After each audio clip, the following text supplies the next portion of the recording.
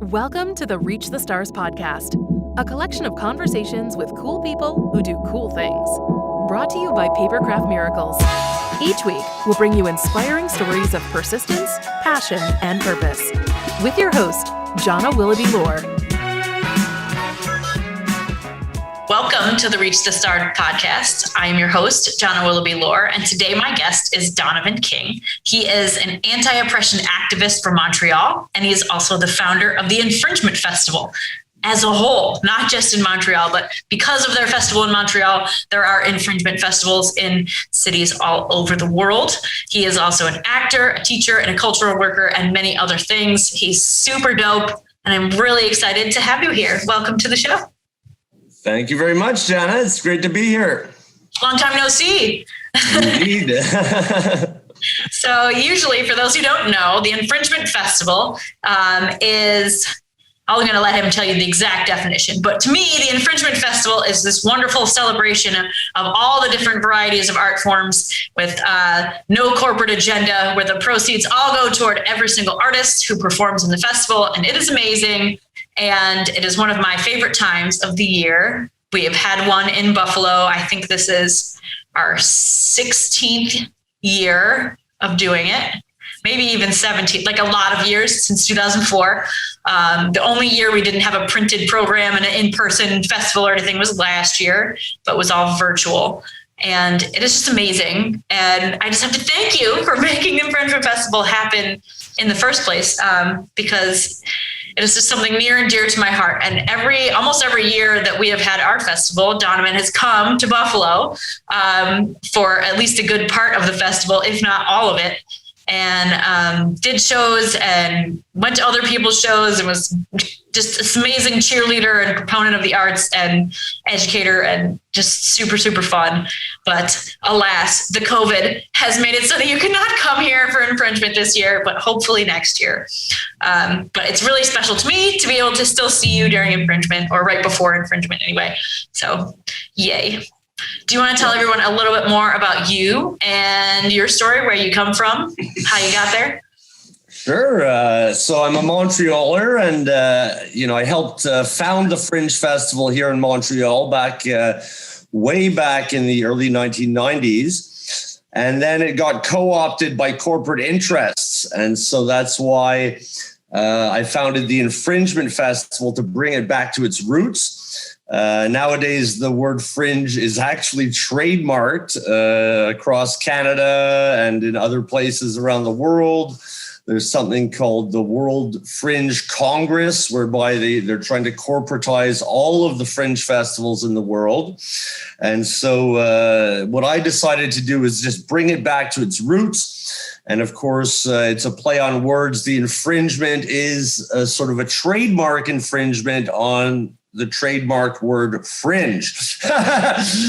So it's such a pleasure to go to Buffalo, where the real fringe exists, or the infringement. I mean, that's what it felt like when it was first created in Edinburgh in the 1940s. It was a rebellious bunch of artists opposing a corporate entity, the Edinburgh International Festival, that wouldn't let them play there. And so we're continuing this long tradition of cultural resistance. And honestly, since the Fringe got trademarked in Montreal, I don't even go there anymore. It's not the same type of experience. It's named after, a beer company, for example. When you go there, you're surrounded by corporate logos, security guards, censorship and these types of things. Whereas when you go to the Buffalo Infringement, none of that exists. It's hard to imagine that any of that would be there. And so it's really a pure artistic space. It's called a TAZ, or a temporary autonomous zone, whereby you can completely overthrow the corporate culture within a space for a couple of weeks. And so it really is, in my opinion, the best artistic space in the world. And that's why I love going there. It's the most magical time of the year. And I think my favorite thing about the Infringement Festival is that every single person who applies and puts in some effort to make the festival happen can have a show. So you will have seasoned musicians who've played hundreds and hundreds of shows sharing a stage with a kid who's still in high school and it's his first show ever. And I just love that, like, that collision of experience and like that whole, I don't know, melding of the worlds happens just for the sake of the way the festival's designed. It's just amazing. Yeah, like, where else can you find that? You know, it doesn't exist anywhere else, and that's why it's so magical and special. It's really awesome. So I am curious what your experience was when you were first helping to found, like, the Fringe Festival, and like when I think people who have no experience with either Fringe festivals or infringement, when you're like, it was co-opted by corporate sponsors, can you tell the story of, like, how your show ended up evolving into the need for an infringement festival? Yeah, so when we first started the Fringe, there was a real need for artists to just do their own thing in a city that was kind of, culturally stratified. So if you wanted a job as an actor, you had to audition at only one of two theaters. And, if you're lucky, you might get a job every couple of years. And so with the Fringe, you could do a show every year, and not just one show, but 7 shows, and put out your talent and put out your creativity and kind of change the paradigm. And so it was a super exciting time when we founded it. I was just out of theater school, so I was looking for opportunities. And it was a really wonderful space, There wasn't, the types of things we see today, like the security team or the gaslighting of artists who don't want to pay to play, or, the corporate sponsorships everywhere. And so it was the type of pure artistic space that we wanted. And then I went overseas for about 4 years in my early 20s. And when I came back, here's this festival that we had created that was now called the St. Ambroise Fringe Festival, which is a beer company. And it had also acquired a trademark somehow, while I was away. And so it wasn't the same thing at all. And when we applied to play there, all of a sudden we had to pay very hefty fees. We had to be associated with these corporate sponsors, including the corporate media, I might add, that we weren't comfortable with. And so we created a show called Car Stories that was designed to disrupt the entire system. And of course it did. It got kicked out of the Fringe Festival after we offended a corporate sponsor, which was also the corporate media. And so the following year, we created the Infringement to try to bring it back to its roots. And, this caused a big cultural uproar in the city, something that's still going on to this very day.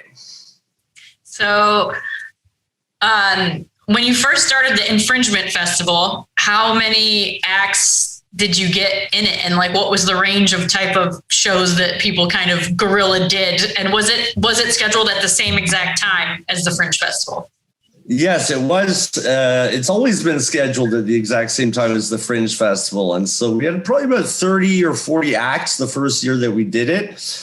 And this covered a range of everything from theater to dance to spoken word, poetry, culture jamming, visual arts. So it's always been a very open sort of festival. And it started that way. And it did contain all of those elements for its duration. It ended about 4 or 5 years ago, and we've since gone underground to do other infringement projects that are kind of shaking up the whole municipal politics of the city at the moment, as a matter of fact. That's awesome. Actually making literal change with your art, which is so cool. Yeah, I just got a call the other day from we're having a municipal election, and one of the candidates is known as the Canadian Obama. His name's Balarama Holness, and he's, demanding, better culture, more social housing, more parks, just generally he wants to put people first instead of political agendas first. And for his team to call me to ask me advice on their policy, I was floored. I was like, wow, that's amazing to think that we've made an impact to the point where mayoral candidates are phoning us to talk about politics. It's so wild that we live in a society where it's it's such a weird thing to ask artists what they think. Yeah, exactly. Yeah. And in the past, we've never been asked what we think. Every time we step up to say something, we get gaslit, we get excluded, we're called crazy or whatever, just because we don't follow this corporate agenda. And, as times are changing, as we move into, these crazy times of climate change and just cultural concentration, monoculture, insane politics, people want change. And all of a sudden, certain people are turning around and saying, well, wait a minute, these guys have been saying this for decades, maybe we should ask them what they think. And so to me, that's a shock, but a good shock, Yeah. And it's funny because I've noticed that, in this age of social media, yes. So all the major social media companies are big, huge corporate conglomerates. It's not all really what we want to be using as our main tool of communication. However, because of social media and the ability for anybody to create an audience and gather a lot of people together and share whatever content they want, it's become sort of like this virtual infringement festival for a lot of people that gives people an outlet where they never would have had one. Gives them a stage to sing a song or do a show or share poems or artwork and things like that. And it's become so powerful where social media can easily take down a huge company if they fuck up and do something publicly shitty, and they're going to get called out on it. And I think it's really interesting that something that is so built in the corporate environment is kind of sneaks in the back like that to be able to give power to so many people who would normally not have voices at all. Yeah, it's a fascinating paradigm. I mean, especially during the pandemic, we saw so many people going online to express themselves in whatever different way, which was great.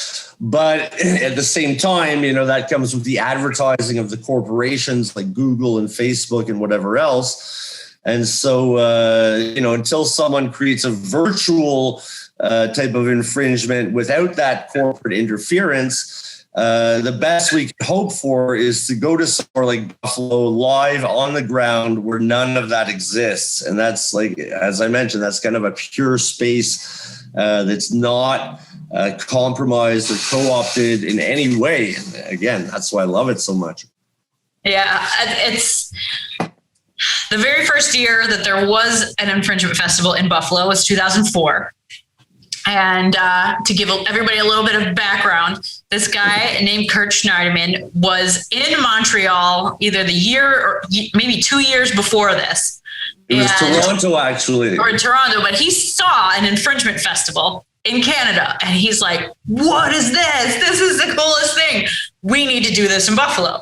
So he came back to Buffalo and he got a couple of people together, a handful of other organizers. They made a paper program, like a trifold photocopied application. And people had to fill out this paper application and then hand it to these people. And I think the first year we did it, we had 50 acts. I heard about it randomly at some open mic. And I said, what? And I could do a show every day for 11 days? Well, how is we going to do this 11-day art festival? This is crazy. And so we had 50 acts, and I think there was 10 or 11 venues across, mainly through the Allentown area, but across the city. And they put it together with a budget of no dollars.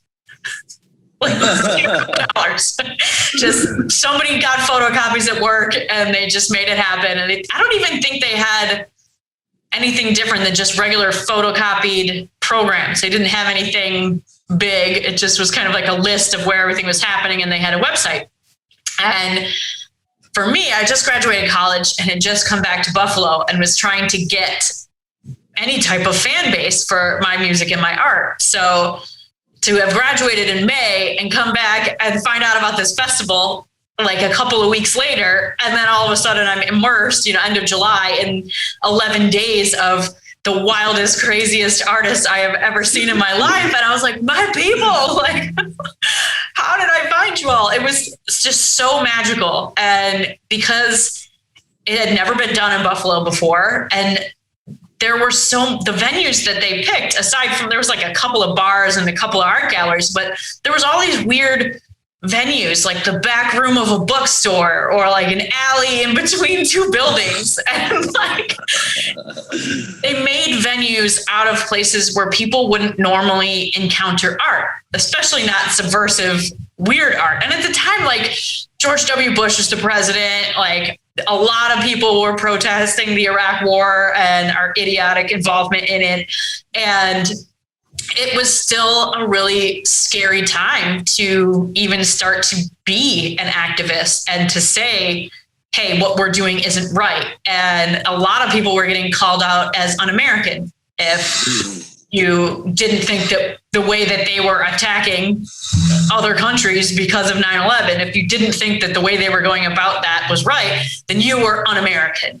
And it was, 9/11 happened while I was in college. And so to like have the world change so drastically right at the same time I was becoming an adult was so wild. And it was really inspired a lot of my MC Vendetta-ness. So for those of you who don't know, most people who listen to this probably do know, but my rap star alter ego is MC Vendetta.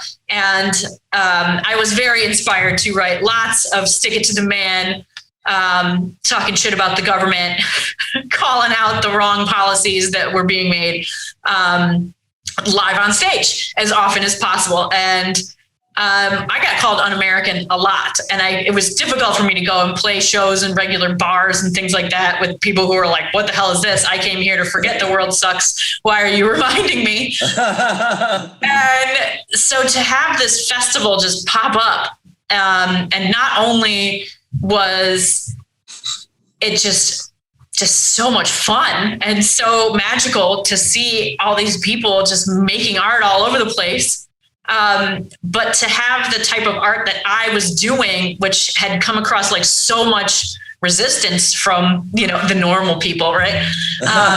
So all of a sudden, like, I was booked to play on, like, in a parking lot every single day for 11 days in a row for 2 hours. And I did 2 hours worth of screaming my heart out political slam poetry a cappella on the corner for 2 hours every single night. And every single night, the crowd that came to see me got bigger, even if it was people who had seen it before. And there were people who had never seen me who went and got friends out of the bar and pulled people out of the bar into the street and say, check this out, something is happening out here. And some of those people still come to see me now. And it was way back in 2004.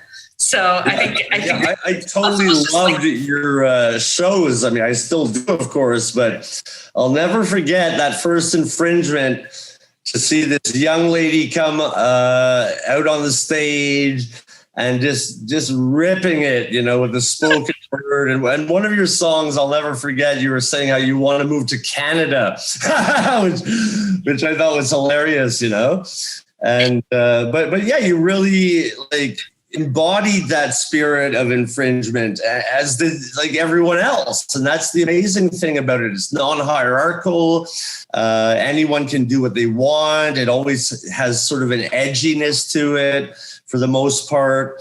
And those were fun days. Like when we met Kurt Schneiderman in Toronto, he had signed up for the Fringe and he had to pay God knows how much money.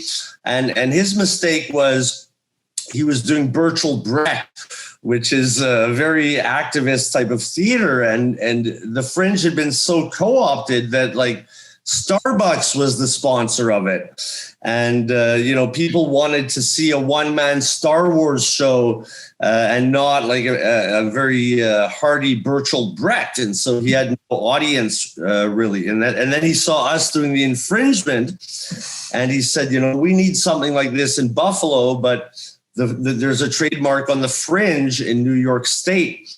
And so I said, well, why don't you do the infringement? And he was like, well, how does it work? How much does it cost?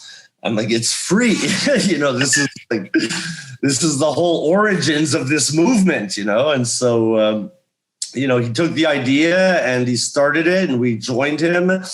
And honestly, I've been going every year that I can over the last 15, 16 years.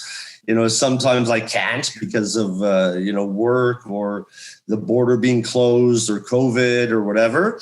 But I think next year for sure I'll be back. I mean, I was just there 2 years ago. I had such a great time. Some of my friends set up a sort of tent type of shelter in the backyard. And it's like sleep in this kind of open air area. It was really fun.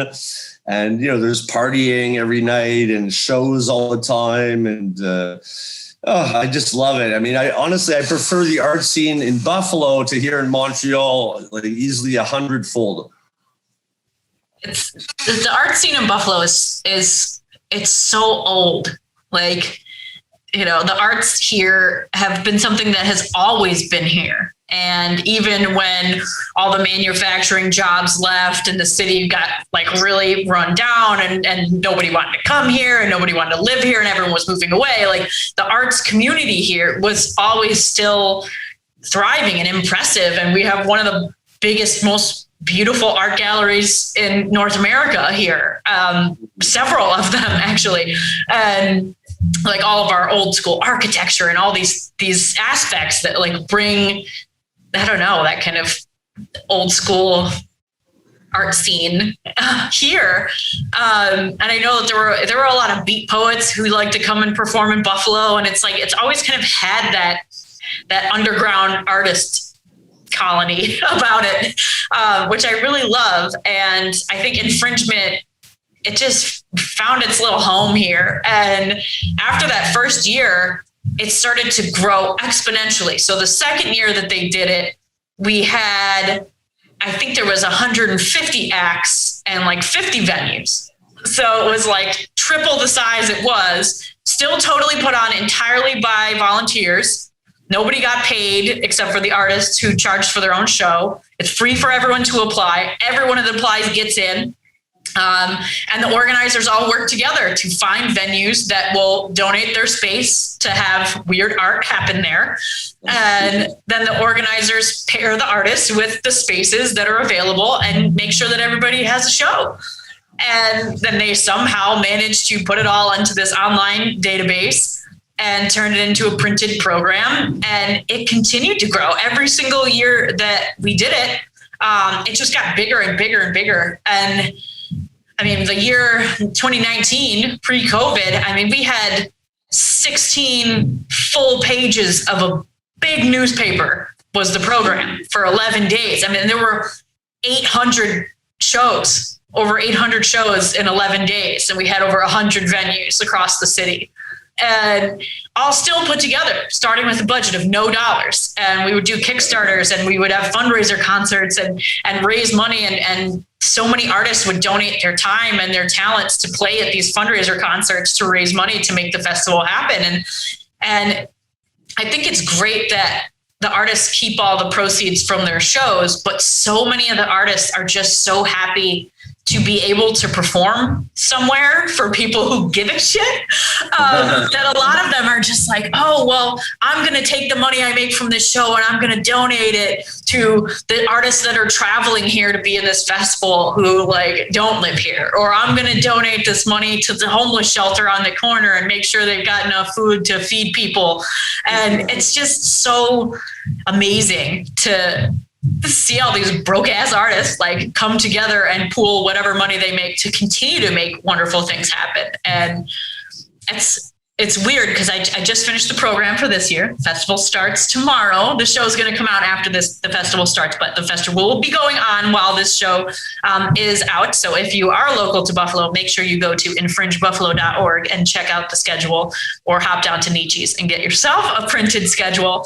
But I just finished it, and the festival has definitely gotten smaller again after COVID. I wouldn't say that it's not as small as it was when it started, but I think there's only maybe 4 or 5 literary acts. There's maybe like 7 or 8 theater acts. It's just much smaller. There's still a lot of bands, but I think it's going to be nice to kind of get back to the roots where there's only so much audience built into the show. And it's going to be really nice to be able to actually catch a lot of the shows because, when it got so huge, you'd say, oh man, look at this schedule. I want to go see all of these shows. And you just can't. You can't. You had to really be picky and choosy and say, oh, well, if I want to see this one, then I got to skip this one on this way, but I could catch it again on that day, and figure out your whole plan. And then somehow find some food to eat in between running back and forth across the city to go see all these shows. It's just magical. And I'm so grateful for you for coming up with the idea of it and having a part in bringing it here. And I'm going to miss Car Stories this year. I hope it comes back next year.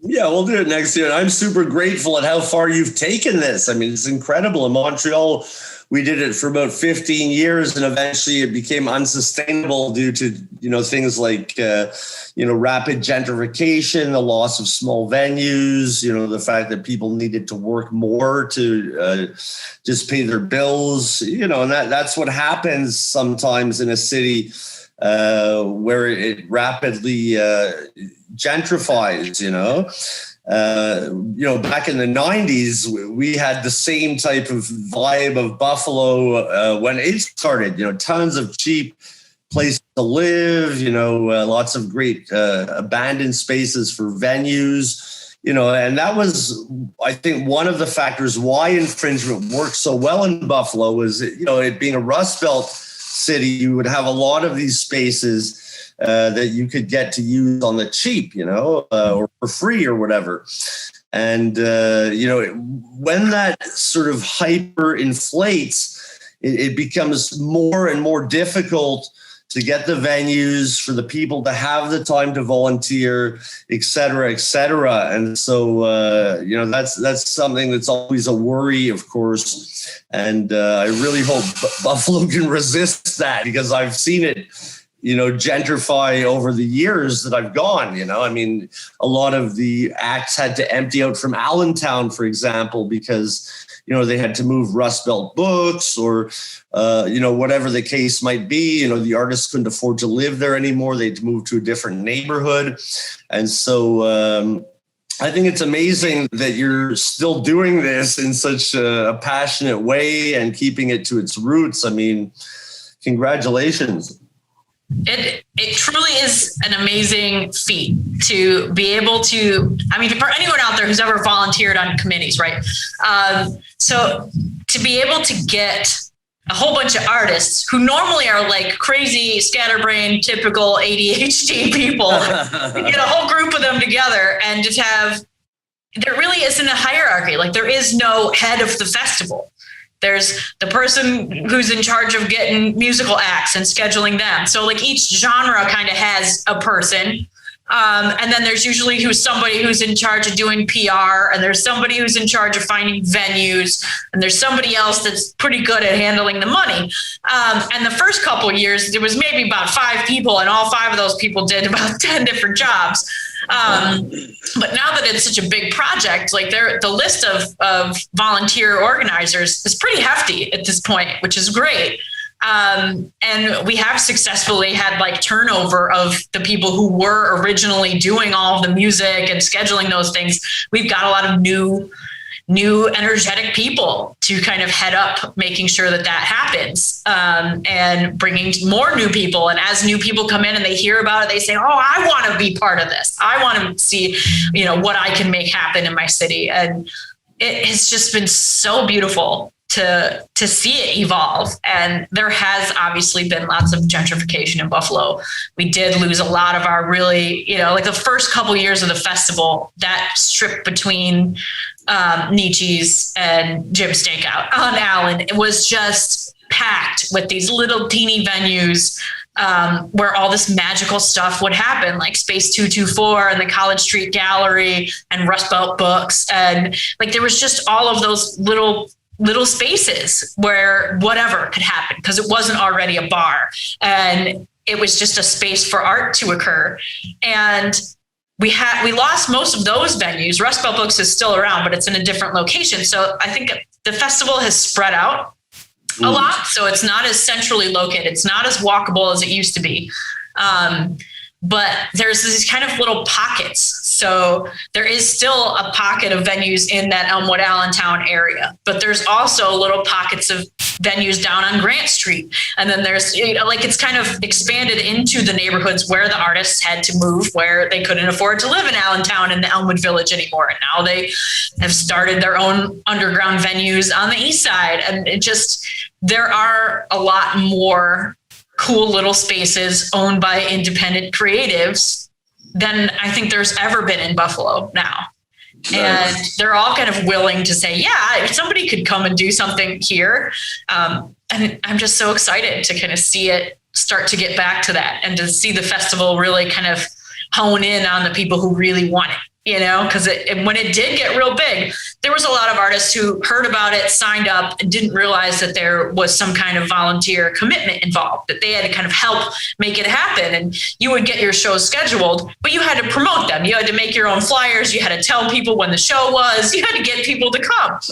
And I think there were a lot of people who didn't understand that was required. Like, that's part of the reason that it's free, because they don't have all these corporate sponsors advertising all the shows and doing that kind of stuff. So like, you got to be your own corporate sponsor sort of, and promote the hell out of your show and make flyers and go to other people's shows and tell them about your event that's going to be down the block in an hour. Come on, guys. And like, go get your audience and bring them there.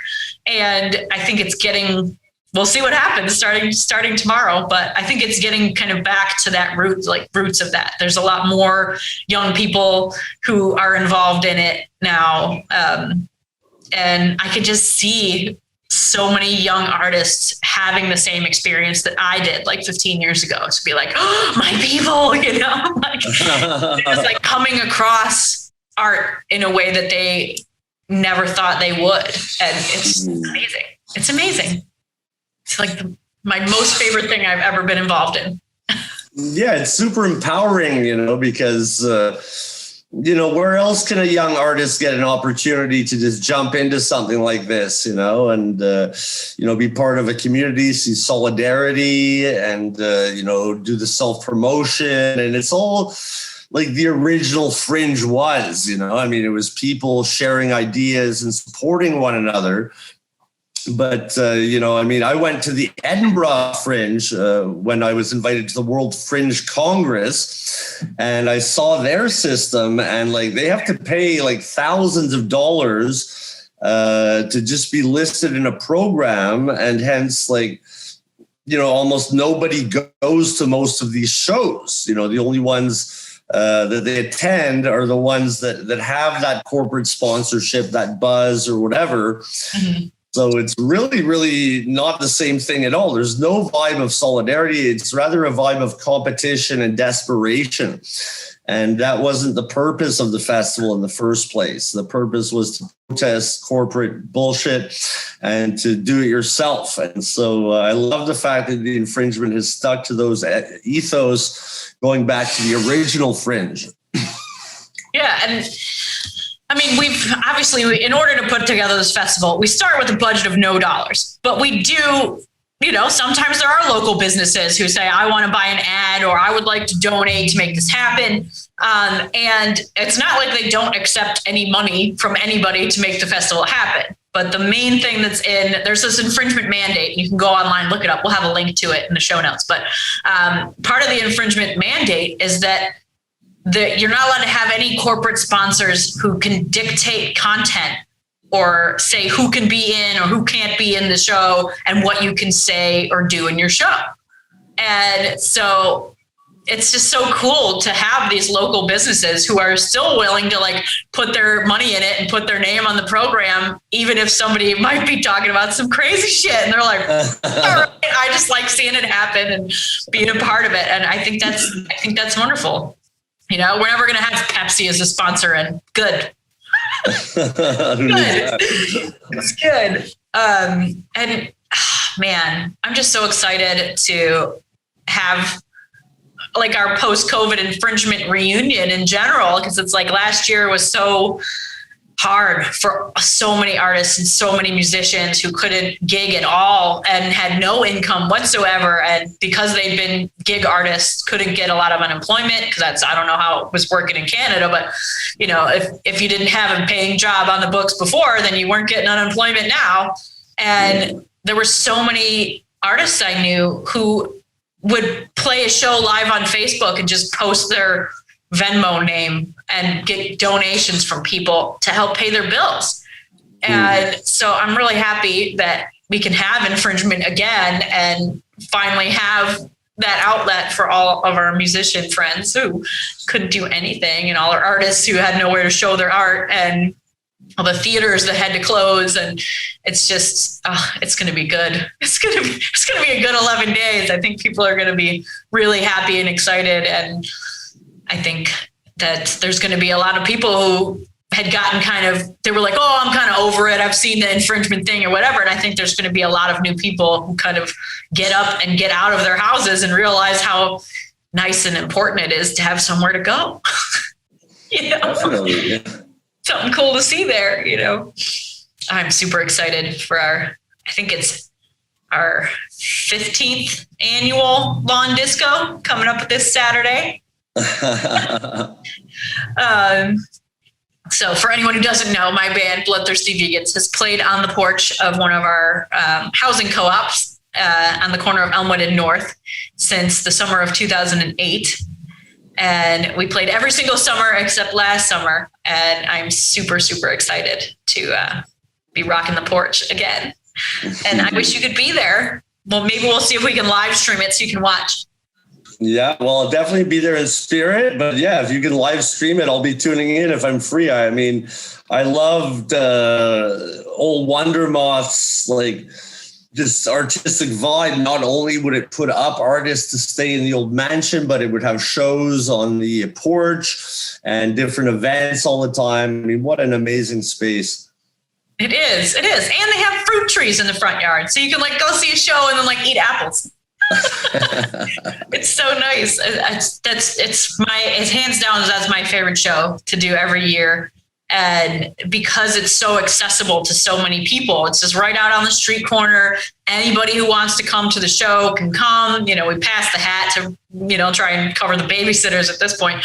But it's so fun. Just you see people who drive around the block like 5 times just because they want to see it, because they can't find anywhere to park, but they'll keep going around the block so they can watch the show for 2 minutes at a time at the red light. And then there's people who are just out in the city who had no idea what the Infringement Festival is at all. And because there's the show right on that corner, kind of in the middle of everything in the city, they just happen upon it. And I think that is my favorite aspect about infringement, is that it puts art in front of people who would normally never go out of their way to see art. And you know, there's people who are just taking the bus to work who get a nice little soundtrack while they're waiting. And, you know, homeless guys pushing cans, you know, carts full of cans, who stop and hang out and jam out. And people give them cans and give them money and give them food. And it's just beautiful. It is just beautiful to see humanity actually coming together and enjoying something together and feeling good about something that can make change. It's wonderful. My favorite. Oh man, I want you to talk about your show Car Stories a little bit. It's fun. Okay, so Car Stories is the show that got kicked out of the Fringe Festival here in Montreal. And essentially what it is it involves 3 elements: cars, stories, and people. And, usually we assemble a team of people, we decide on a theme, and then we create, stories that play out within vehicles. And so traditionally it was like 2 actors in the front seat, 3 audience in the back seat. And they would also be led from car to car by theatrical guides. But in Buffalo, because of high demand, sometimes we might have 10 people on the show and they're peeking through the windows with 3 of them in the back seat or whatever. And so it's such a fun show because it creates a sort of temporary reality of sorts, and don't really know that there is a show happening unless they're in it. And so if you're a spectator or a spect actor, as we call them, because they do participate in the show, if they're passing down the street, there's a lot of pedestrians who are unaware that this is actually a show and who might think that it's real.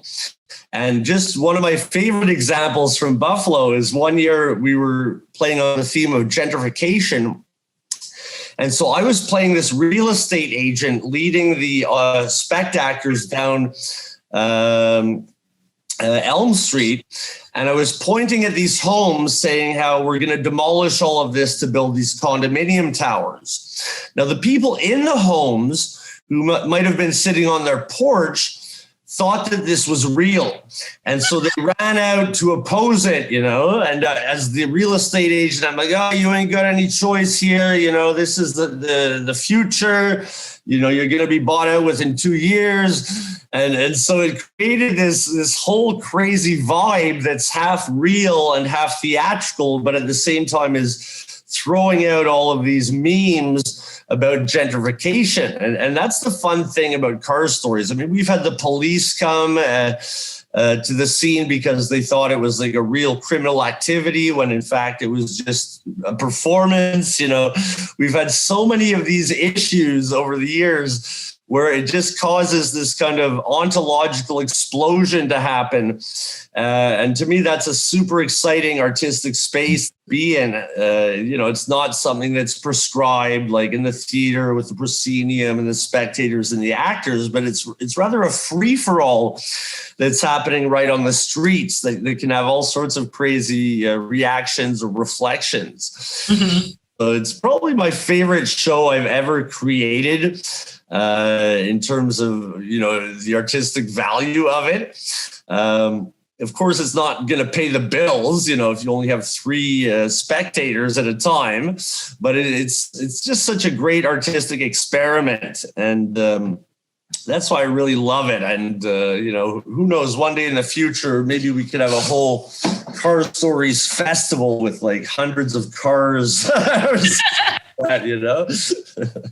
It is such a fun show because every single time you run it, it's different because it totally depends on who's there watching it, because they're not just watching it. They interact with the actors and their experience can change the whole direction of what happens in the performance. And it's beyond improv because if you're doing improv, it's really only based on the actors who are playing with each other. But because there's always different audience members, plus the public who happens upon it, it's just, you never know what might happen.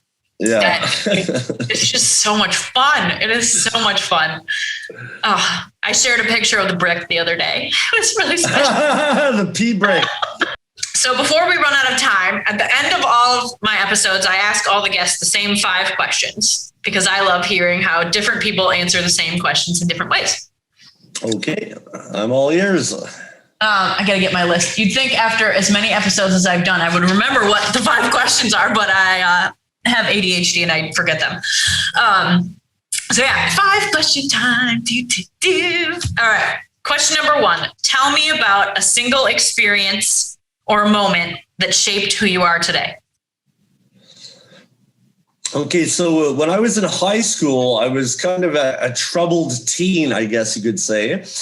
And then in grade 10, I was taken under the wing of the drama teacher, Louise Chalmers. And she taught me not only how to act, but also how to be a teacher. And so in grade 11, I was her assistant teacher. Today, these are my main jobs. I'm pushing 50. And to think that someone had the ability to influence kind of a lost teenager and put them on a full career track within the span of 2 years is amazing. And I'll forever be indebted to her because she really set my life on the track that it is now. And it's been a very satisfying life and a successful life in a lot of ways too. So I have to give her all the credit. That's awesome. I love hearing stories like that. All right. Number 2, when you feel defeated or overcome, which as an activist happens a lot, what do you tell yourself to keep going? That's a good question. I tell myself that, the society's changing and it is changing for the better. And, things that might be considered adversity today could easily be resolved in the future. And, I've seen this many times, for example, at the University of Calgary, when I was there, I was censored, I was blocked from communicating. The work was seen as too activist. I was put on a probation, etc. And this was like 20 years ago. Today, the University of Calgary, in their alumni newsletter, calls me a thought leader and a success and blah, blah, blah, blah, blah. And so things do change over time. And I think they change, especially in the era we're in, as you mentioned, with things like social media. There's whole paradigm shifts happening now that will eventually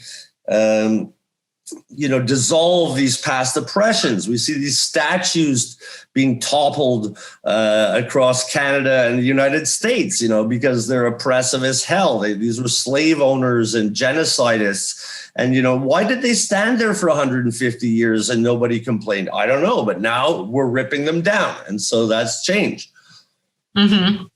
Yeah, it's in so many ways. Things are changing like that too. I mean, even just in the past couple of days, I'm going to be like dating this episode here, but in the past couple of days, there's one of our American Olympians, Simone Biles, stepped back from competition because she's like, I'm not mentally in a good space to do this. And I care more about myself and my well-being and the well-being of the people who I'm competing with, that I don't care about the medal. I'm going to take care of myself. And I don't think anyone has ever done that publicly like that. And it's just, to make it be something that previously I'm sure that there's still idiots out there who are trying to shame her for doing that, but that the vast majority of the news that's coming out about that is like, look at this wonderful woman who's making steps to take care of herself mentally, and that like taking care of your mental health is becoming a cool thing now, right? And like, hopefully it's not the type of thing in the future that people are like, oh, I had to go to therapy, that everyone's like, oh, I went to therapy and I feel so much better and now I'm not addicted to everyone else, like I just, and just seeing how many of the women's teams are pushing back against the sexist outfits and things like that, that you're just I don't care if you kick me out. This is wrong and I'm sick of it.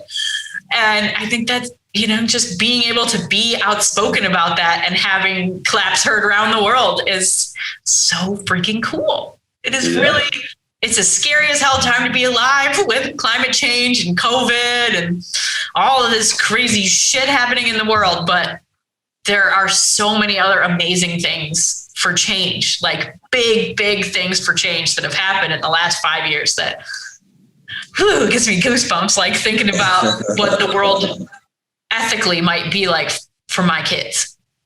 Just so different. Anyway, number 3, tell me about a way that you overcame a failure or a mistake and what you learned from it.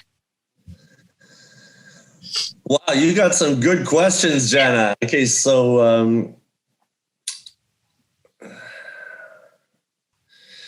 okay, well, I'll just give you an example. Like, I run a business called Haunted Montreal. And so like the goal of the business is to pay actors union-based wages, but while at the same time embedding activist messages into the stories, even though it's kind of a standard tourist offering. But one mistake I made was I got a business partner who ended up defrauding the company of a whole year of money, and that was devastating, because it meant that I had to, lay off some actors. I didn't have a budget for marketing or anything like that. And this was right before COVID, so we got doubly whammied by it. So I saw this kind of as a failure in my own, business acumen. In all fairness, I had been suffering from a major depression. And this is why I took on the partner. I just wasn't up to doing all this stuff, But, I guess I learned that, in a future event of something like that happening, just like the Olympian, I'll just step back and say, you know what? The business doesn't have to run until I feel better, And also, of course, not to let anyone else touch the bank accounts in the future. Or having some really good contracts and paperwork in place before that happens. Oh, man. It is definitely a tricky thing to kind of have a business get bigger than you can do by yourself, and then figuring out how and who you can trust to help you. Oh, yeah. I had such a bad burnout because it just got so huge. And this was way before, Eventbrite, where you could just cancel like a whole season with the press of a button. I mean, if I had a problem, I would have to email and refund like 50 people with not enough hours in the day. It was crazy. And, I guess another lesson I learned is, you have to do self-care. You can't let things get that out of control. And, it's more important to take care of yourself than it is to make business, Mm-hmm. Exactly. People over profits. It's like the heart of infringement. People over profits. Okay. Number 4. What one trait or habit is most responsible for keeping you on track?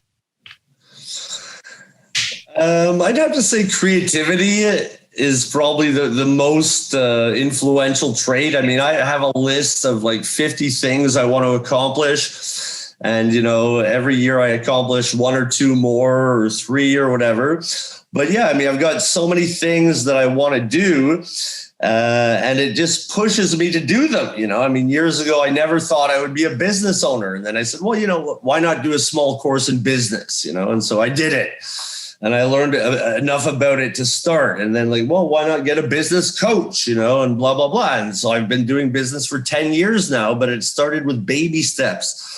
And now I'm thinking, okay, I want to learn how to do self-publishing. I want to learn how to do video editing and so on and so forth. So these are all on my list of things that hopefully I'll do eventually.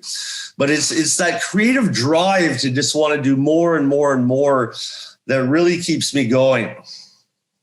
Same.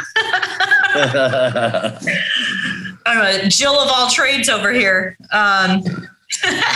It's been crazy. Finally making a name for myself as, the lady that makes all the paper. After having that be my dream since I was 19 years old. Like that's what I went to college to be an artist who makes money because I didn't want to be a starving artist. And focusing on making paper. And I had the same name for the business and had a business plan and all that stuff. And just did it really slowly, just like you said, baby steps, one little thing at a time, added a craft show, added a consignment shop, did this, did somebody else's wedding and a little bit at a time. And it is so worth doing. If you have that list of I really want to do these someday, don't wait till someday. Because life is freaking short, y'all. Life is short. Yeah. And, if you don't do it now and you wait till you're retired or you have more time or you have more energy or this or that before you even start to do the things you really love, you might not ever get to do any of them. Exactly. Yeah. You know, so you put aside at least a little bit of time, to do those dreams, even if you don't get there, at least you're on a path, right? And it was like, for example, I used to teach tons of drama, but I never had a teaching license. And I thought, well, if I got the license, it would make, things a lot easier in terms of salary and stability and whatever. And I was in my mid-30s. I actually had to go back to university for 4 years in my mid-30s to get this license, and I did. And now, it's great. I've got this wonderful full-time teaching gig. I'm at the top of the scale. I'm the union rep. I'm a governor at the school, but if I had never taken that step to just do it, I'd still be like teaching 2 hours here, 3 hours there with no job security, no pension or nothing. And so, you have to decide what to do and then go for it if you can, or at least put aside a bit of time to pursue it. Exactly. And don't ever be afraid that you think it's too late to start changing your life to do something that makes you happy. Like even if it's 1 hour a week, 10 minutes a week, just do something that makes you really happy. Because I think in general that if everyone in the world had at least some meaningful work that made them feel good, that's something that really made them feel happy and it felt like they had a purpose in the world, we could get rid of all those trolls on Facebook if they had something they really loved to do during the day. You know what I mean? Like, it's just, there's so many people who don't have meaningful work. It means that they don't have hope for the future. They don't have hope that things could be better. And because of it, they tend to spend their whole day dragging down anybody who does have happiness in their life, who does have a purpose, who does have dreams. And, it's always those people who come out of the woodwork to be like, your dream is stupid, and like make you feel shitty about it. And then what are they doing all day long that makes a difference in the world? Nothing, And exactly. I don't know. It made me feel so good earlier this year. My company had this huge job and I got to bring on, I had almost 70 staff members throughout the job. I had like 70 people on my payroll. And after 6 weeks of doing this job, I had paid out over $100,000 in salary. Nice. And just to be like, to know that something that's my dream that I have wanted to do forever, to be able to have meaningful work and to use my creativity as my career, to have it become something that also employs other artists so that they get to do something and they get to wake up in the morning and say, I get to go to my job today. It's going to be really fun. I'm going to get to do something new and cool and exciting today. Like, what else is there? Like, seriously, like, oh, it's the greatest thing ever. It's the greatest. Next to infringement. Okay. Number 5. What's the best piece of advice you've ever gotten? And what advice would you give other people? Wow. Another very good question.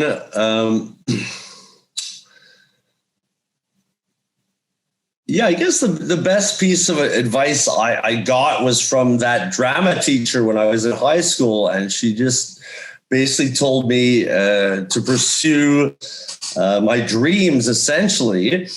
And something I've been doing ever since. I know it's a bit of a cliche piece of advice, but it's a good one. But what advice I would give to someone isn't quite the same. I would say, as an anti-oppression activist, challenge oppression is my best piece of advice to anyone, because, the world we live in is changing fast, and now we got to strike while the iron's hot. And if we don't, it could be catastrophic, with the climate change. We're seeing so much destruction, wildfires, flooding, tornadoes, ice melt, etc. We don't know how much longer we're going to be here at this rate. And so, and it's not just climate change, it's in all areas of society, the types of oppression based on race, gender, age, ability, class, whatever. It's time to try to break down all of this systemic discrimination and racism And so, challenge oppression, do it now.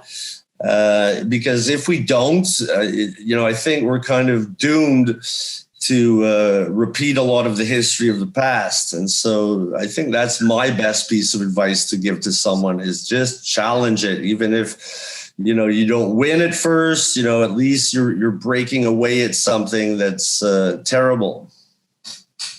Oh, that's the best advice ever to end the infringement episode.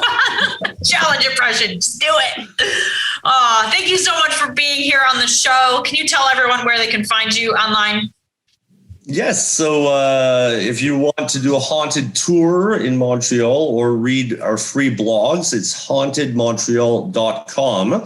Or if you just want to get a hold of me, it's Donovan King on Facebook. Just shoot me a message and we'll chat. No problem. I love it. I love it. I love this show.